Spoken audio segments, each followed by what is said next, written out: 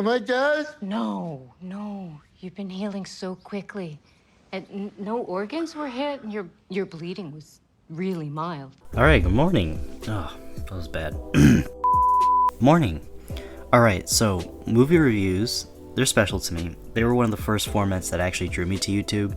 Between reviews and video essays, I'd say a majority of my subscriptions here are to something related to film analysis or just regular Let's Play stuff.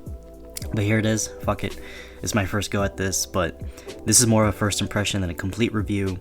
Beau is Afraid is such a daunting task of a movie to review over, and as of now I've only been able to see it once, and I don't plan on seeing this again in theaters.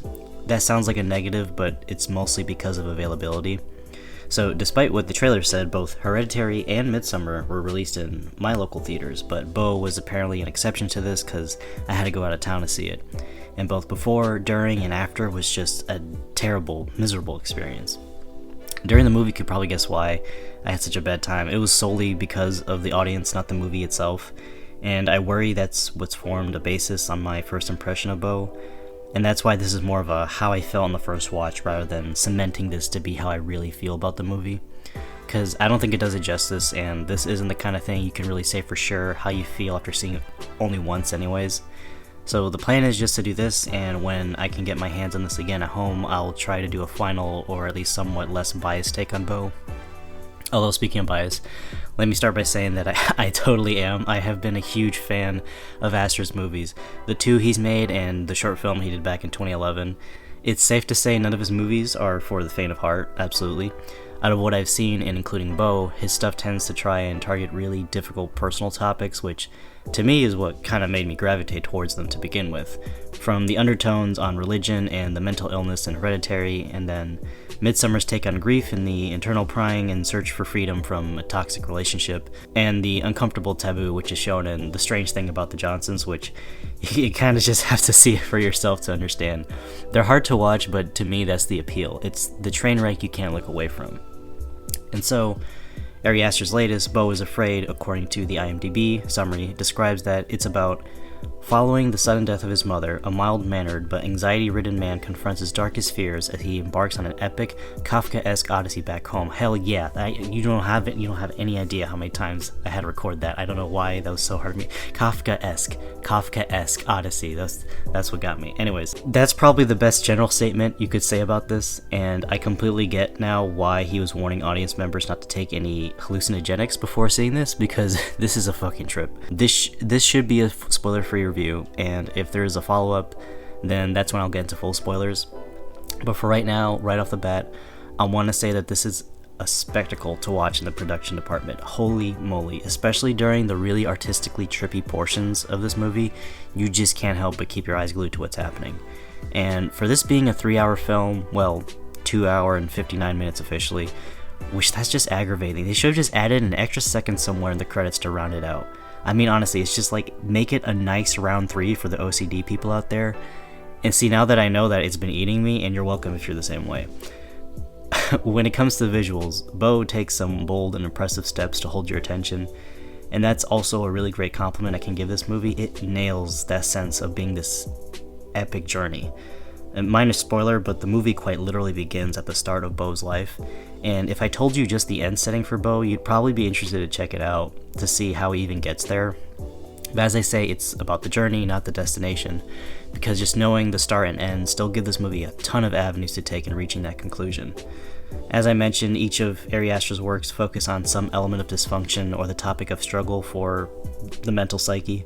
Beau wears that on his sleeve, with the main theme being addressed in the title, Beau is Afraid. And he's absolutely petrified. Of just about everything too. The world itself is terrifying to Beau. At the start, it's established that he's not even safe at home. He seriously can't catch a break. After that, it's just these series of seemingly happenstance events occurring to him until reaching his mother. And I'm repeating it again, but I mean it when I say that I wanted to love this movie on the first watch.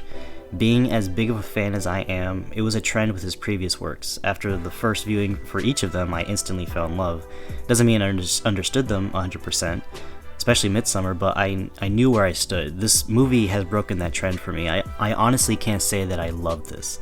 I think at best I can say that I appreciate what this is and what it represents. For a movie of this stature with as many weird elements it tries to throw at you to pass a major movie production company, even one as risk-taking as A24 films, that's seriously impressive. I want more movies like this. Even if they don't land, it's just refreshing enough to see some risk-taking compared to what we have coming out these days.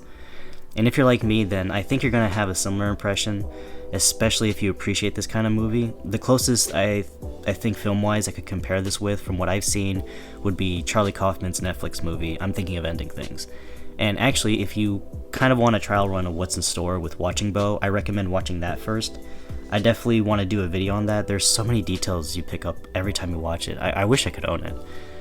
But the themes in Beau are in fear and motherly dysfunction, which are both highly relatable topics for a lot of people, myself included, so I really thought for sure this would be a given for me to absolutely fall in love with this, and I love just about everything in this, the direction, the sets, the characters, the cinematography especially, but one of the biggest issues I have is in the script, especially the dialogue at times. The last act of the movie in particular, the way these characters talk to each other, it's so over the top, it feels almost like a spoof of what's supposed to be a very emotionally disturbing and tragic moment. There's an element to this which is also new to Aster's films, and that's the comedy, dark comedy mostly. And now this is probably the most divisive portion of my impression here, and I wasn't sure to put this in or not because I felt like this just made me kind of sound like a dick. And this is where the audience ruined these portions for me. Now, I'm not saying that there's a right or wrong way to respond to a comedic moment in a movie. Of course, I want people to have a great time and express themselves. But imagine the response from the comic relief bits back in the heyday of Marvel movies, rest in peace, in something as serious as this. To me, my impressions of the comedy portions were nothing laugh-out-loud worthy per se, but to me, they landed and it was funny when it intended to be. But it was to the point where the response would go on for way longer than I felt the movie was expecting people to react. Along with that, they were just super rowdy, and there were pockets of people that couldn't help but let everybody know how they were reacting to almost everything that was going on. But not everybody was like that. It was just certain pockets of like the audience members that were like that. Everybody did seem to have a really good time, which I'm glad, and it was surprisingly packed. And I'd have to say my favorite portion of this was in the second act. To me, that was the perfect melting point where the comedy and the drama really worked best together. The first act to me felt mostly comedic, and the third is the most played straight part of the film, but throughout the movie, the inflection of the spoofy-like dialogue I mentioned earlier was present throughout the whole thing. And that works for the first act. The second I felt were the best parts, but the third to me really felt like a conflict of interests for how emotional the scenes were. I mean, the whole near 2.5 hour journey up to that point has been leading up to it. I don't know, to me, I wish that the third act could have been presented in a more consistent tone. And so the runtime, to me, just first impression, I really felt the runtime in this one.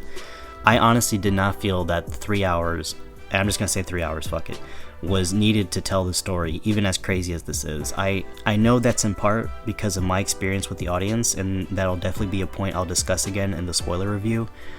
I wanted to think back on the details, which to me, the first time around, just felt like filler banter. But I know better than to believe that there's just so much to process. This movie is entirely in Beau's perspective. This is our lens into his world. So the twists and the events that happened were how he perceived them in his mind. And there's no reprieve from that. That's not a negative, and it could totally work. However, given our impression of his mental state, I felt that the line between reality and his perspective didn't have enough distinction to separate the two. I want to believe that everything in here was deliberate, even the really fucked up psychedelic sections. I'd say I understood about 30% of the symbolism here for a first viewing, which is perfectly fine. I want to revisit this. This is simply the kind of movie you have to see multiple times to understand more about. You don't learn anything on the first date after all, which to me is a positive. That's not to say you should have to try and force yourself to love this. I can't honestly say with certainty that I will ever truly love this movie compared to the connection I had with something like Midsummer especially. However, I do believe that there's a lot to love and appreciate in sections of this movie. I'd be content to casually watch this again without picking it apart, but definitely with an intermission in future viewings. But that's my impression on Beau is Afraid. For anybody interested in seeing this for themselves, I hope this kind of helped lay out a general vibe and what to expect coming in. It's definitely not for everyone, and if you're just not into these kind of movies, then this definitely isn't for you. But otherwise, then totally check it out. Seeing other people's take on this is just a really cool community, in a sense, of what everybody else thought about the scenes and their meanings. I'm excited to see the analysis and essays that come from this when it becomes more available. Also, check out I'm Thinking of Ending Things if Beau is already out of theaters. Sorry for the super late review on this, but I got a new mic, and this is the first video I'm recording it with. Let me know how it sounds and if I need to adjust anything. If you guys stuck around, thank you for watching. I very much appreciate it. Take a chance and look around the channel if you're up to it. We love having you. You guys take care.